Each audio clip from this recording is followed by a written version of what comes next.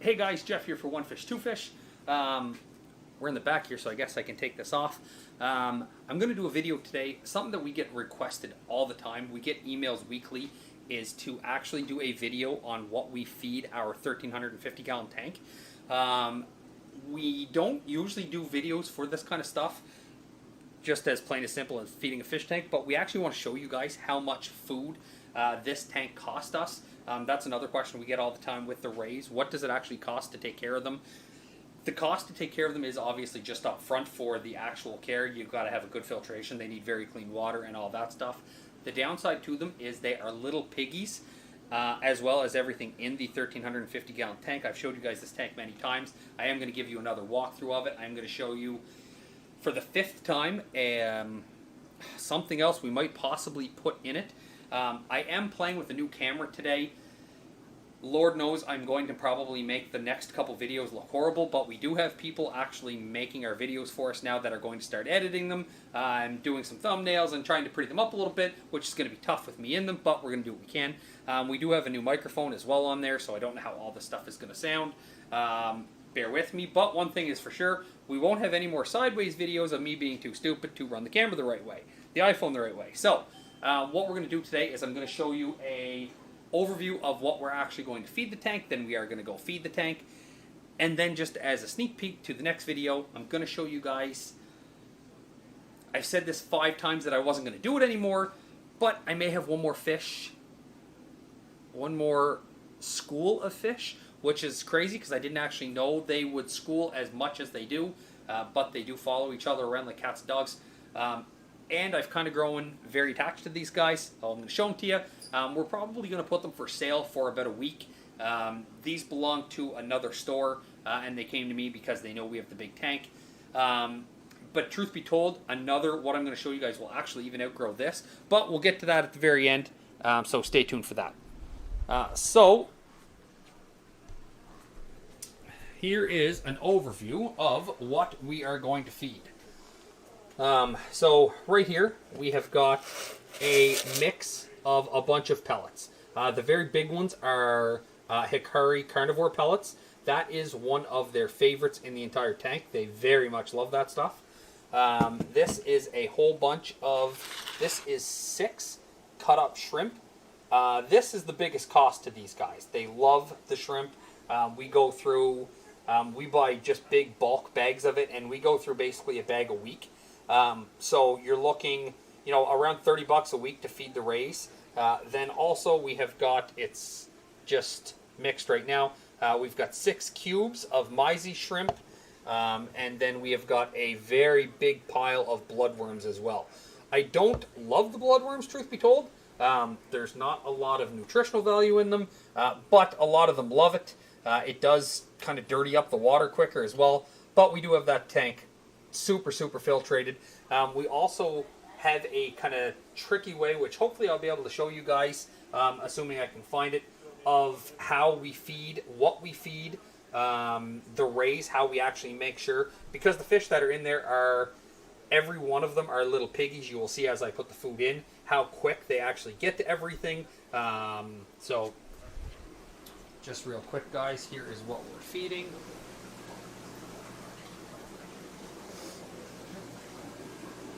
So lots of you guys are going to have Oscars at home, so you'll know how much these little fellas eat. So we have got 5 of these large monster Oscars. Our big ID shark, this guy has got to be 2 feet long, maybe bigger, super duper fat. A whole bunch of clown loaches. So as you guys can tell, there is a bunch of different stuff in here. The stingrays, obviously down here. And then the third guy over here. And then we've got the tinfoil barbs. We've got the frontosa in there. And again, you can't really tell how many clown loaches there are actually in this tank, but there is about a dozen of them throughout. There's the other very large ID shark. There's another frontosa over there hiding. Another frontosa under there. So again, guys, you can't actually see everything that's in here.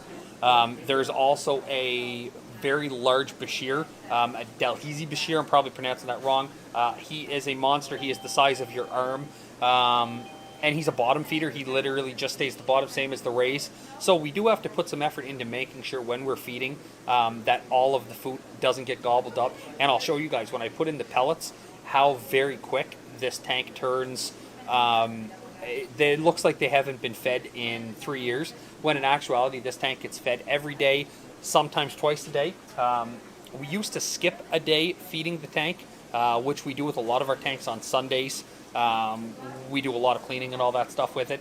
It certainly does not hurt them at all. This tank, we found when we were doing it Monday, everything was just too hungry. There's just too much of appetites in this tank, so we've actually stopped with this one. We just feed this one consistent every time. There's also a large black ghost knife, which is very, let me see if I can find him here. He lives in amongst these pieces of wood. So these are very large, they're called landscape pieces of Malaysian driftwood. You can actually, I can see his tail. You can kind of see the, oh no, that is maybe actually the Bashir.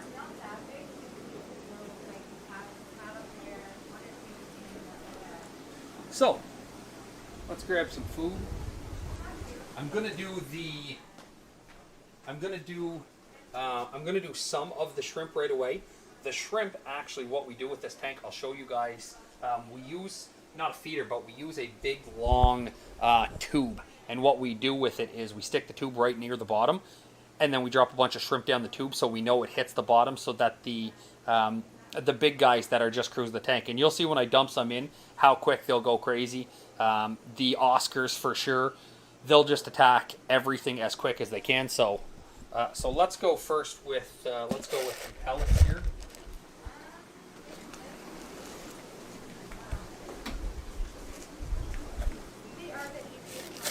So, like I said, guys, there's not a whole ton of pellets there.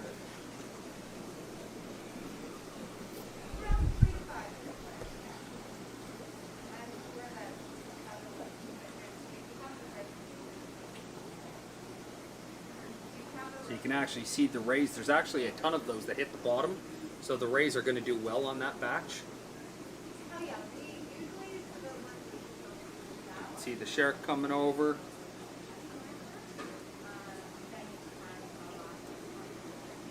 You can see the ray getting very angry at the shark trying to eat his stuff. So we'll come over here and we'll dump another batch over here as well. I'm actually shocked by these guys not going crazy for them. See them starting to go at them now. See, these are actually a very small, these were supposed to be a much bigger. I must have, whenever I did the last order for those, I must have ordered the wrong size for them, because those are supposed to be a much bigger pellet for this tank. As you can tell over here, since we've left, the sharks are going crazy, the loaches are going. I'm shocked the Oscars are not doing a whole lot, but we'll go and grab. So we're going to give a quick mix for some of the bloodworms. Mix up some of the Mizey shrimp as well.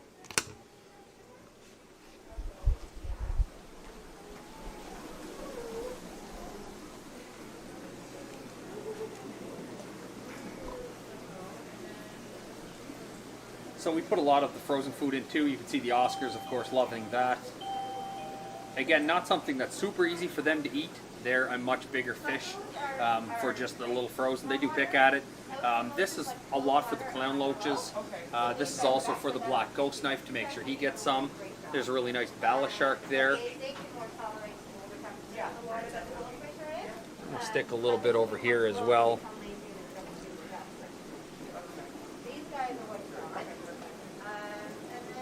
You can see how much actually goes into the tank there. There's a little black tail, red tail black shark.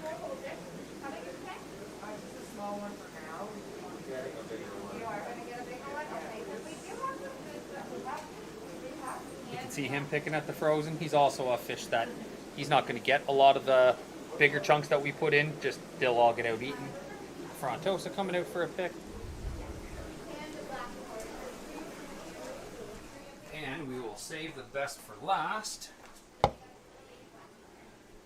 Let's do, so we'll do about half of this.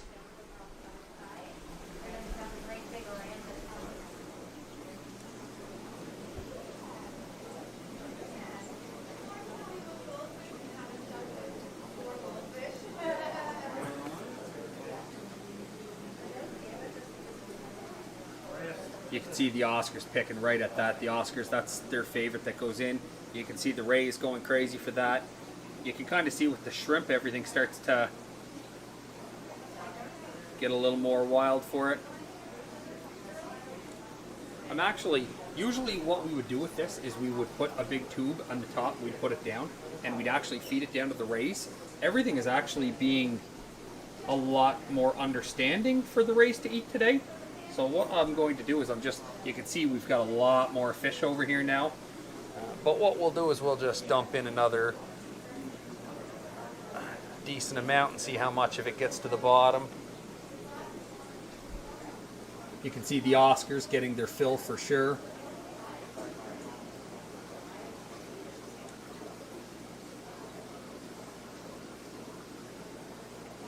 The rays are actually doing very good in this meal. They're getting quite a bit of the shrimp. But you can actually tell now we've got 85% of the fish that are in this tank over in this corner right now. You can see lots of movement going through in all the rocks and everything like that.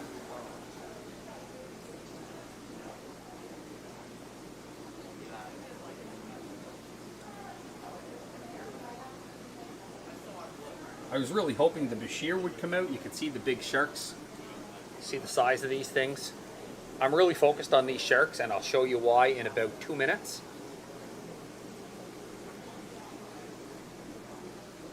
But you can see how quick there's no food left in this tank. They say you can feed a tank up to, you know, whatever they can eat in about a minute to 2 minutes. If we were to do that, we would run out of money. These guys can just gobble stuff up in no time at all. Black ray in there. I'm really hoping the black ghost knife pops out, or the big Bashir. That's sort of what I was hoping to show you guys. He is hiding somewhere.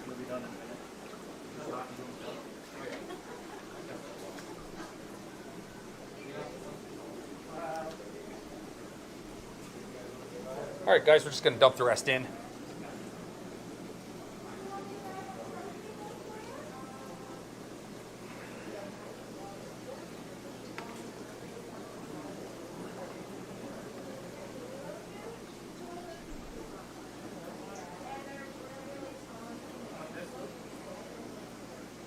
You can see the rays actually getting a ton of this. The sharks have become 5 times as active since we've put them in this tank. You can see a lot of the Frontosas actually cruising around now. So there you go, guys. The big question we always get asked is how much money it cost. For the most part, we don't really run too much of a tab on it.